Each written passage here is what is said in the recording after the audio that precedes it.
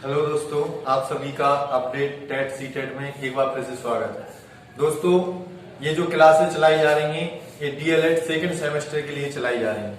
दोस्तों, कल हमने आपका जो पहला चैप्टर भी इसी यूट्यूब चैनल के माध्यम से हम लोगों ने पढ़ा था, जिसकी क्लासें आपको प्ले लिस्ट में मिल जाएंगी। जो प्ले लिस्ट पड़ी है इसी चैनल पर, आप उसमें जाके देखिए। एलसीएम एचसीएफ वाला चैप्टर हम लोग कंप्लीट कर चुके हैं। उसके बाद आपका जो दूसरा चैप्टर है व्यंजकों का जोड़ घटाना गुणा भाग, उसका पहला चैप्टर जो पहली वीडियो हमने अपलोड कर दी है इसी चैनल पर। अब देखिए आगे इसमें जो भी जितने भी क्वेश्चन आपके एग्जाम के नजरिए से जितने भी इम्पोर्टेंट क्वेश्चन है, यहाँ वहां की चीजें ना करवाकर हम आपको वही चीजें करवाएंगे जो आपके एग्जाम में बहुत ज्यादा इम्पोर्टेंट है, बहुत ज्यादा आती है। आइए देखते हैं उसी प्रकार के क्वेश्चन जैसे आपके एग्जाम में आती है। देखिए पहला क्वेश्चन है, किसी संख्या में 7 जोड़ने पर उसका योग 15 हो जाता है तथा तो वह संख्या बताओ। देखिए ऐसे क्वेश्चन बहुत ज्यादा पूछे जाते हैं एग्जाम में कि वह संख्या बताइए कि किसी संख्या में 7 जोड़ने पर किसी संख्या में कोई जोड़ने पर उसका योग इतना हो जाता है, या किसी संख्या में से कोई घटाने पर उसका योग कितना हो जाता है, तो वो संख्या ज्ञात कीजिए। तो देखिए ध्यान से, सबसे पहले इसमें मानकर करना होता है। हमेशा जब किसी संख्या में कोई संख्या दी नहीं हो या किसी संख्या दिया हो, कोई संख्या दिया हो, तो उसमें हमेशा हम उस संख्या को मानते हैं। जैसे हम इसमें मानेंगे कि माना कि संख्या बराबर x, कितनी है, संख्या बराबर है x। अब देखिए ध्यान से क्या बोला है, किसी संख्या में 7 जोड़ने पर, यानी x में कितना जोड़ेंगे 7, यानी 7 जोड़ने पर उसका योगफल। अब देखिए 7 जोड़ना है, जोड़ने का मतलब योगफल मतलब दोनों का जोड़ कितना हो जाता है, 15 हो जाता है। कितना हो जाता है, 15 हो जाता है। ध्यान से देखना क्या दिया था क्वेश्चन में, क्या पूछा था, किसी संख्या में 7 जोड़ने पर उसका योग 15 हो जाता है, तो वह संख्या बताओ। तो ध्यान से देखिए, हम लोगों ने पहले उस संख्या को माना x है, उस संख्या में 7 जोड़ा तो उसका योगफल कितना हो गया, 15। अब देखिए ध्यान से, इसमें देखिए अचर और ये चर है और ये अचर है। तो ध्यान से देखिए, जब भी ऐसी सिचुएशन आ जाती है तो अचर को हम दूसरी तरफ, जिस तरफ अचर होता है उस तरफ कर देते हैं, और जो चर होता है, अगर इस साइड कोई चर होता है उसको हम इस साइड ले आते हैं। देखिए इसमें केवल अचर है, तो x बराबर, इसको 15 को उस साइड ले जाएंगे। तो ये देखिए ध्यान से, जब भी कोई भी चीज बराबर के उस साइड ले जाते हैं, बराबर के उस साइड ले जाते हैं कोई भी संख्या, तो उसका जो चिन्ह होता है उसका अपोजिट हो जाता है। यानी ध्यान से देखिए, प्लस का चिन्ह यानी जोड़ का चिन्ह इस साइड जाएगा तो क्या हो जाएगा, माइनस का 7। अब देखिए ध्यान से, x बराबर 15 में से 7, अब ये माइनस करना है, घटाना है, तो 15 में से 7 जाएगा, कितना बचेगा 8। कितना बचेगा 8। तो ध्यान से देखिए, वो संख्या कौन सी आ गई, 8, क्योंकि हमने x संख्या क्या मानी थी, x, और x की वैल्यू कितनी आई, 8, यानी वो संख्या क्या हो गई हमारी 8। तो समझ में आया कैसे क्वेश्चन, एक बार फिर से दोबारा से देख लीजिए कैसे किया अपन लोगों ने क्वेश्चन। देखिए सबसे पहले हमने संख्या दी नहीं थी तो उसको माना x। आप कुछ भी मान सकते हैं, x y z a b c d, कुछ भी मान सकते हैं संख्या।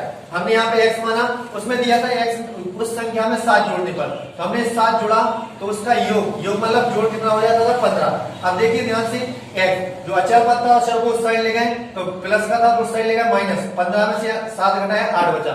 अब देखिए ध्यान से अगला क्वेश्चन, इसी प्रकार का एक और दूसरा क्वेश्चन देखिए 3। ठीक है दोस्तों, अब अपना आंसर देखिए, जैसे अब आंसर अपना सही आया या नहीं आया, इसको चेक करने के लिए सबसे पहले हम इसको देखेंगे। हमारे क्वेश्चन में क्या दिया था कि वह संख्या उसमें 7 जोड़ने पर योग कितना आना चाहिए, 15। अब x का मान कितना आ गया 8, प्लस इसमें कितने जोड़ेंगे 7, बराबर कितना है 15, 8 और 7 कितना होता है 15। तो देखिए 15 इस साइड आ गया, 15 इस साइड आ गया, यानी दोनों साइड बराबर, यानी LHS बराबर RHS, यानी दोनों तरफ बराबर है, यानी हमारा आंसर जो आया वो कैसे आया, सही आया।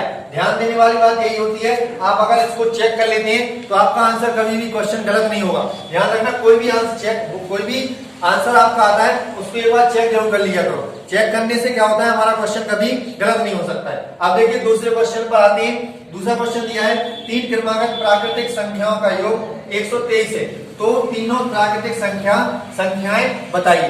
ध्यान से देखिए क्या दिया है, 3 क्रमागत प्राकृतिक संख्याएं। अगर आप सवाल को ध्यान से पढ़ोगे तो सवाल कभी गलत नहीं हो सकता है। मैथ हमेशा इतना इजी सब्जेक्ट है कि केवल बस ध्यान से कंसंट्रेट होकर उसको पढ़ना है केवल सवाल को। यह 3 क्रमागत प्राकृतिक संख्याएं। अब ध्यान देने वाली बात तो यहीं पे है कि प्राकृतिक संख्याएं क्या होती हैं। आपको सबसे बड़ी बात तो यही है कि आपको सबसे पहले यही पता होना चाहिए कि प्राकृतिक संख्याएं क्या होती हैं। तो ध्यान से देखिए, हम लोगों ने पहले पढ़ा होगा, आप लोगों ने भी पहले क्लास में पढ़ा होगा, प्राकृतिक संख्या वो होती है जिनको हम गिनने में यूज करते हैं। तो हम गिनती कहां से शुरू करते हैं? 1 2 3 4 5 6 7 8 9 10, तो उन्हें क्या बोलते हैं? प्राकृतिक संख्या। एक बार मैं अभी रिवीजन करवा देता हूं आपका। तो प्राकृतिक संख्या, उसके बाद दूसरी आती है पूर्ण संख्याएं।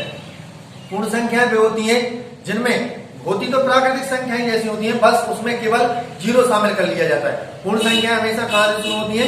जीरो से शुरू होती है। अब देखिए यहाँ पे सबसे पहले दिया था 3 क्रमागत प्राकृतिक संख्या। तो ध्यान से देखिए, एक भी संख्या में दी नहीं थी, लेकिन उसने क्या था? 3 क्रमागत थी, यानी मान लीजिए चलिए कोई भी क्रमागत 3 संख्याएं, उनका योग कितना दिया है? 123। तो देखिए ध्यान से, जब नहीं दी रहती है तो सबसे पहले हम मानेंगे, माना कि पहली प्राकृतिक संख्या बराबर x। हमने मान लिया पहली प्राकृतिक संख्या क्या है? x। अब ध्यान से देखिए, मान लीजिए हमने 2 है, अब अगली प्राकृतिक संख्या में जोड़ना है, 2 के बाद क्या आती है? 3। तो देखिए ध्यान से कि कितना जोड़ेंगे 2 में? 1। ऐसे ही अगर हमने पहली प्राकृतिक संख्या x मानी है, अगर हम दूसरी मानेंगे तो उसमें कितना जोड़ना पड़ेगा? केवल x में 1। तो यहां पे लिखेंगे दूसरी प्राकृतिक संख्या बराबर क्या हो जाएगी?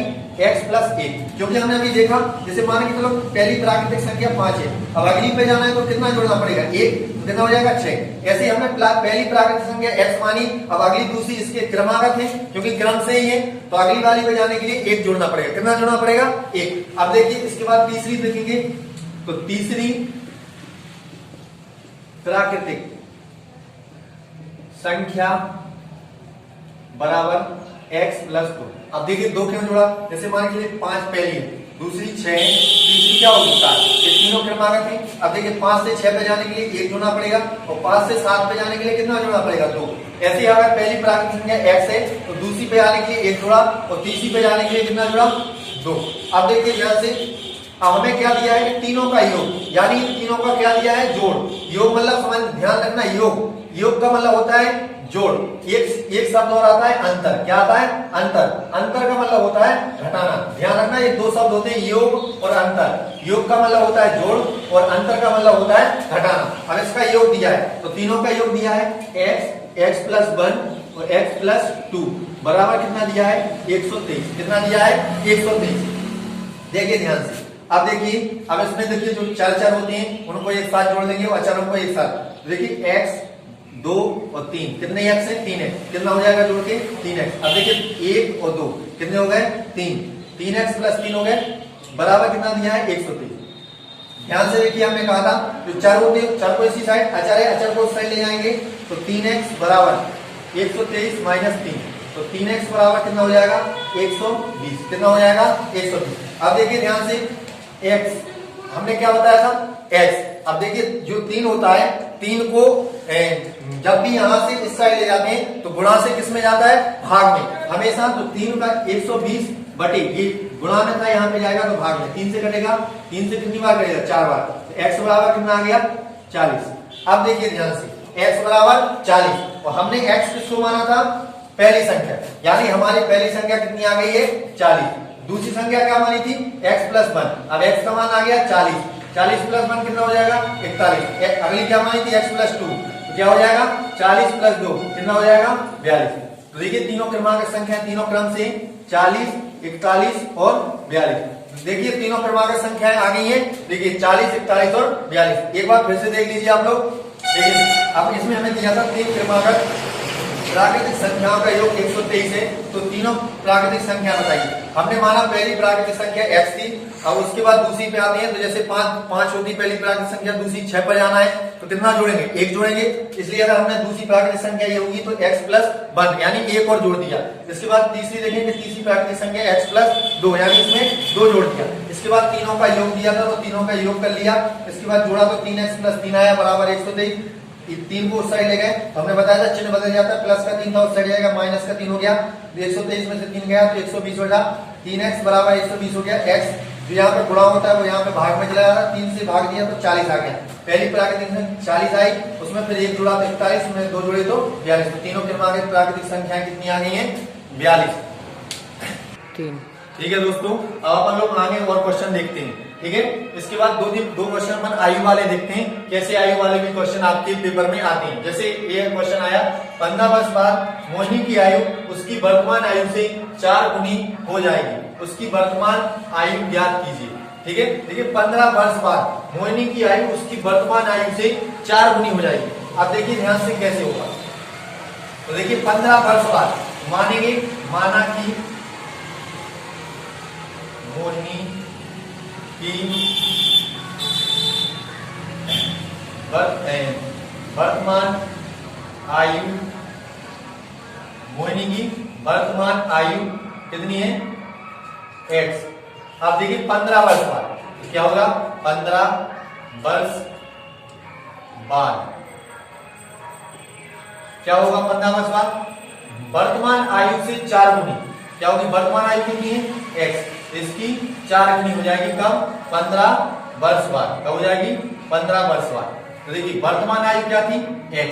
अब देखिए जब 15 साल होगी तो इसमें भी 15 बढ़ेगी कि नहीं बढ़ेगी। जैसे मान के चलिए आप 10 साल के इस समय, आप 10 साल के हैं और 10 साल के बाद 15 साल बाद आप कितने के होंगे, 25 के होंगे कि नहीं होंगे। तो जैसे मान के चलिए उसकी वर्तमान आयु x थी, तो 15 साल बाद कितनी हो जाएगी, x प्लस 15 हो जाएगी। तो उसकी अब तो 15 वर्ष बाद मोहिनी की आयु उसकी वर्तमान आयु से 4 गुनी हो जाएगी। अब इसके बाद 4 गुनी हो रही है, इसकी कितनी हो रही है, 4 गुनी। कितनी हो जाएगी, 4 गुनी।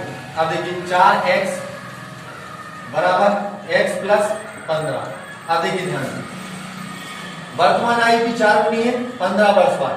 अब देखिए तो x को इस साइड लाएंगे तो 4x माइनस x बराबर 15, कितना बचेगा, 3x। 3x बराबर 15, x बराबर कितना हो जाएगा, 3 5 15, x बराबर कितना हो जाएगा, 5।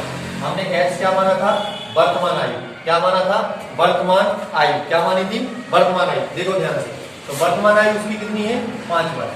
कितनी है, 5 वर्ष। एक बार फिर से ध्यान से देखिए, हमने माना मोहिनी की वर्तमान आयु कितनी है, x। लेकिन क्वेश्चन में क्या दे रहा है, 15 वर्ष बाद। तो देखिए 15 वर्ष बाद यानी मोहिनी की आयु x है, इसकी 15 साल बाद कितनी, x प्लस 15 हो जाएगी कि नहीं हो जाएगी।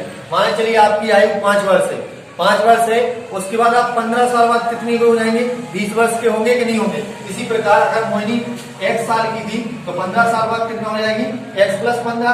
और उसमें क्या दिया है, उसकी वर्तमान आयु, यानी उसकी वर्तमान आयु कितनी मानी थे अपन ने, x। उसका कितनी हो जाती है, 4 गुना हो जाती है। कितनी हो जाती है, 4 गुनी। तो x की कितनी हो गई, 4 गुनी। अब देखिए ध्यान से 4x, तो हमने 4x से गुणा किया तो 4x आया। यहाँ उल्टा लिख दिया, कहीं भी लिख सकते हैं, इसको इस साइड, इसको उस साइड। ठीक है, 4x बराबर x प्लस 15। अब 4x को इस साइड आया, हमने बताया था प्लस का है, इस साइड आएगा माइनस का। तो 4x माइनस x बराबर 15। तो 4 में से 3 जाएगा, 1 जाएगा, 3x बराबर 15। x बराबर कितना आ गया, 5। अब देखिए ध्यान से देखिए, अब देखिए इसको सॉल्व करते हैं। तो देखिए अब x का मान कितना आया, x प्लस 15 बराबर x प्लस 4। अब देखिए कैसे 4 गुनी हो रही है। देखिए अब x का मान कितना आया, 5, और यहाँ कितना था, 4x। 4 गुनी हो रही थी, तो वर्तमान की 4 गुनी हो रही कि नहीं हो रही, 5x गुणा 5, तो 5 गुणा 5 को 20, तो 5 का 20 कितना गुना होता है, 4 गुना होता है कि नहीं होता है। तो इसी प्रकार वर्तमान आयु का 4 गुना हुई 15 साल बाद की नहीं हुई। तो x बराबर 5 का गुणा होता है 4, 5 को 20, 4 गुनी। तो ऐसे हम देख सकते हैं किस प्रकार हमें अपनी सवाल को या अपने सवाल को देखना है कि हमारा आंसर सही आया कि नहीं आया। ठीक है, अब देखिए अगला क्वेश्चन दिया है, रवि और राशि की आयु का अनुपात 3:4 है, उनकी आयु का योग 84 है, तो दोनों की आयु ज्ञात कीजिए। अब देखिए ये अनुपात वाले क्वेश्चन बहुत इजी होते हैं, करने के लिए ज्यादा कुछ नहीं करना होता। जो अनुपात दिया है, अनुपात क्या दिया है, 3:4। हम लोग इसमें मान लेंगे, माना कि रवि की आयु बराबर अनुपात 3 दिया है, तो इसको मान लेंगे x, 3x। उसके बाद मानेंगे राशि की आयु 4 अनुपात 4 दिया, तो इसको मान लेंगे 4x। रवि की आयु 3x मान ली, इसकी आयु 4x मान ली। अब दोनों का योग दिया है, दोनों का योग यानी 3x प्लस 4x। योग मतलब यही होता है कि दोनों का जोड़ कितना दिया है, 84। ठीक है, अब जोड़ेंगे 4 और 3 कितना हो जाएगा, 7x बराबर 84। ठीक है। अब देखिए x का मान निकालना है। x हमने बताया था जो यहाँ पे गुणांक होता है इस साइड जाता है तो यहाँ पे भाग में पहुंच जाता है, ठीक है। जो गुणांक होता है वो भाग में 7 से काटेंगे, 7 एकम 7, 7 दूनी 14, यानी x बराबर कितना आ गया 12। x बराबर क्या आ गया 12। अब देखिए ध्यान से दोनों की आयु कैसे निकलेगी। तो रवि की आयु कितनी है 3x और राशि की आयु कितनी है 4x। तो देखिए रवि की आयु बराबर 3x, तो देखिए x का मान आ गया तो 3 गुणा 12 कितने हो जाएगा 12 3 36। तो रवि की आयु कितनी आ गई 36। इसके बाद देखिए ऐसे निकालेंगे राशि की आयु बराबर, राशि की आयु बराबर 4x। तो देखिए 4 x का मान कितना आया 12, तो 12 चौक 48, यानी दोनों की आयु रवि की आयु कितनी हो गई 36 बार और राशि की आयु कितनी हो गई 48 बार। ठीक है दोस्तों, इसी प्रकार हमारे साथ बने रहिए। आने वाली वीडियो में भी हम जो भी आपकी परीक्षा की दृष्टि से जितने भी इंपोर्टेंट क्वेश्चन है उनको करते रहेंगे। अगर वीडियो अच्छी लगती हो तो लाइक शेयर सब्सक्राइब कीजिए चैनल को, और जो भी समस्या आपको वीडियो में दिखती है कि आपने ऐसा क्वेश्चन नहीं करवाया, एक बार कमेंट बॉक्स में वैसा क्वेश्चन हम लोगों को बता दिया करो कि सर आप ये क्वेश्चन हमें करवाया करो, ऐसे क्वेश्चन हमें नहीं आती, जिससे हमें पता तो चले कि आपको कौन से किस सब्जेक्ट में या किस चैप्टर में आपको ज्यादा प्रॉब्लम है। बाकी धन्यवाद।